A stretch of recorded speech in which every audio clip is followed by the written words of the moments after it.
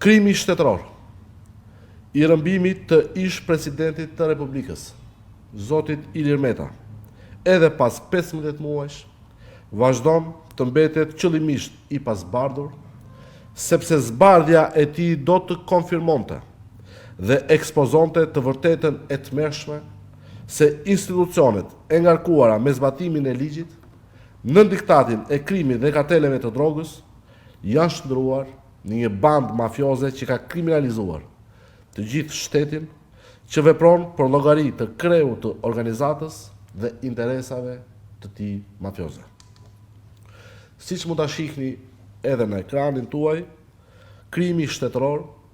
i rëmbimit mafios të zotit Meta është konfirmuar edhe nga vetë gjykata e posaçme, që ka pranuar zyrtarisht se ajo çfarë ndodhi mesditën e 21 tetorit 2024 në kryqëzimin pranë Casa Italia në Tiranë, pikërisht në orën 12:18 ishte një rëmbim. Vendimi i gjykatës fakton e zeza mbi të bardhë se zoti Meta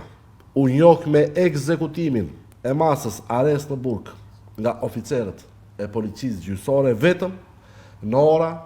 14:16, pra 2 orë pasi ishte rrëmbyer me dhunë në mes të rrugës. Pra për 2 orë të plota, presidenti i Partisë Lirisë, thot gjykata, ishte i rrëmbyer, i marrë peng nga bandit të armatosur dhe të maskuar, pa asnjë bazë ligjore, pa vendim gjykate,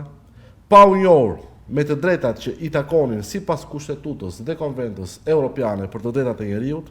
dhe as me bazën ligjore të ndalimit, sigurisht edhe pa ju dhënë e drejta të kontaktonte avokatin e tij.